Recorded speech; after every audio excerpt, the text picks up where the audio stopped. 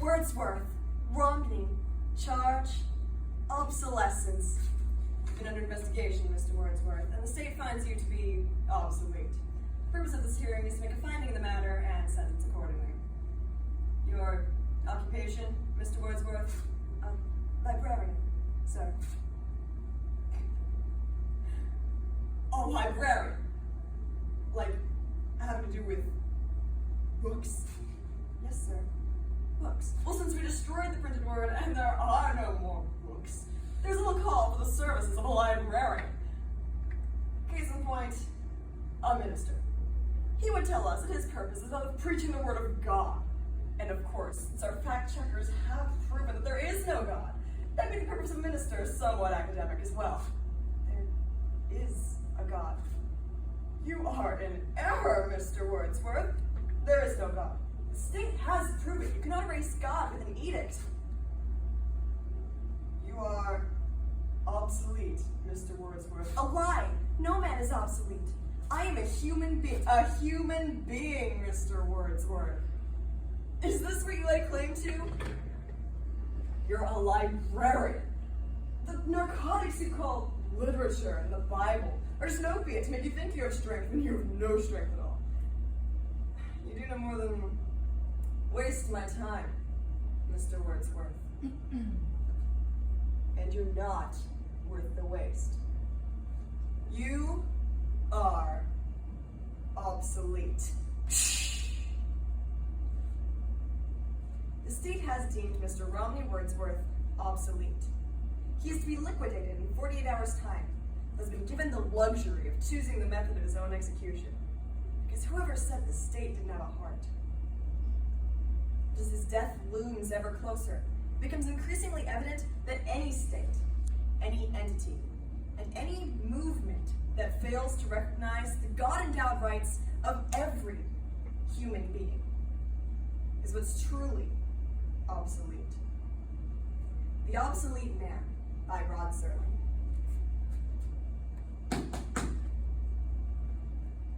Thank you for coming, Chancellor. Very irregular, Mr. Wordsworth. Do you know why I'm here?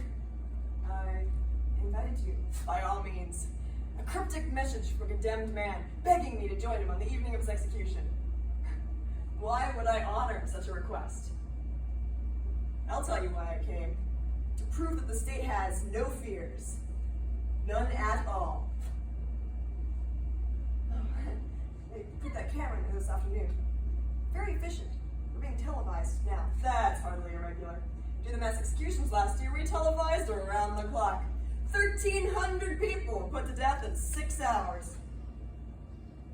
You never learn, do you? History teaches you nothing. Quite the contrary. It teaches us a great deal. We had predecessors who had the beginnings of the right idea.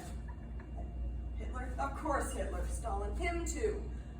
But their error was simply, well, they just didn't do it right. Too many deplorables left around. They spread their misinformation and lies to the healthy body and they damage it.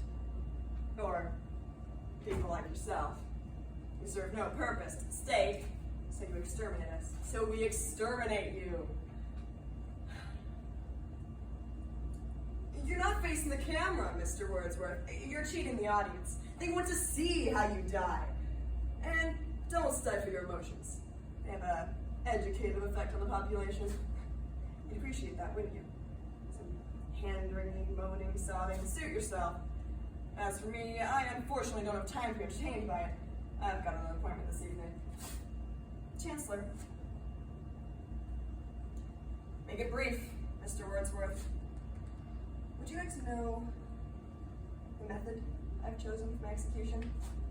Why not? I've had a bomb placed in the room. It's time for you set to go off not too long from now.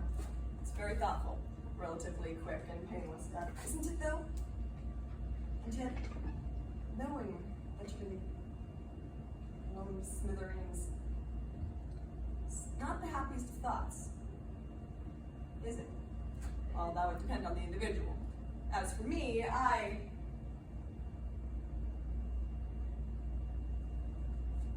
You've locked the door. I have. I've locked the door. What is the meaning of this? Question. How does a man respond to the knowledge that he'll be blown to bits in the next few minutes? Your answer? It depends on the individual. This is insane, Wordsworth. Let me out of here. As for me, I shall sit down and read my Bible.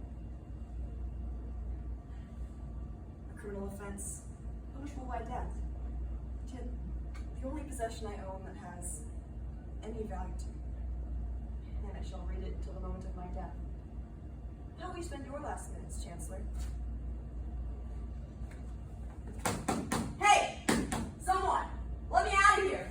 There's no point to that, Chancellor. It's one of your rules. You isolate the person you liquidated. Chancellor, you're not facing the camera. You're cheating the audience. Wordsworth, let me out of this room.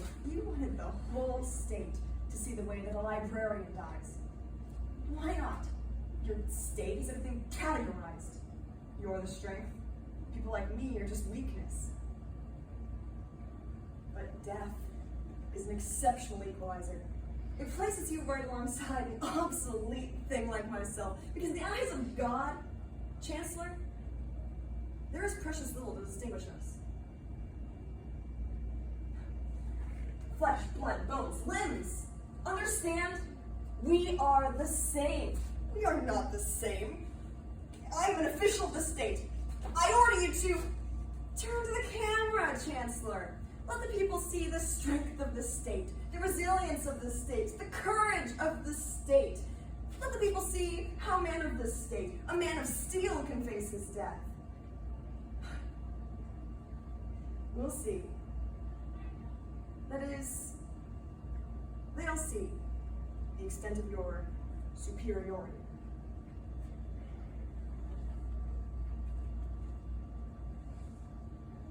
You maketh me to lie down in green pastures.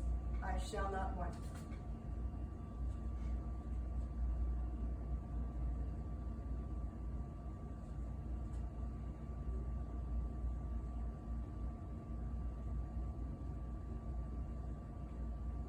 And even though I walk through the valley of the shadow of death, I shall fear no evil, for thou art.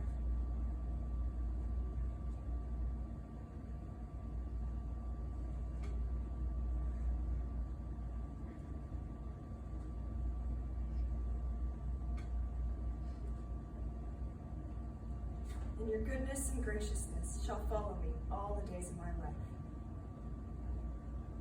1 minute remaining, Chancellor.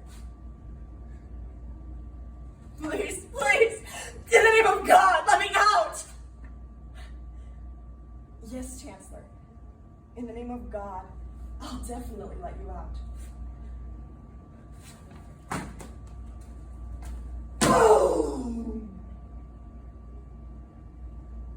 Chancellor, 24961.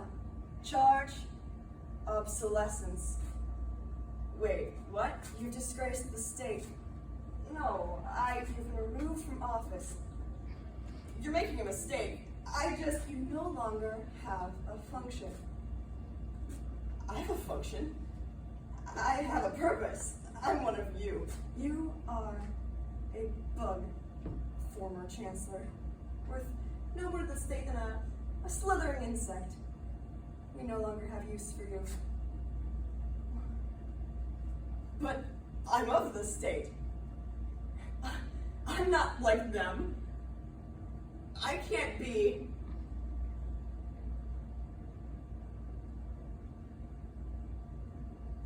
I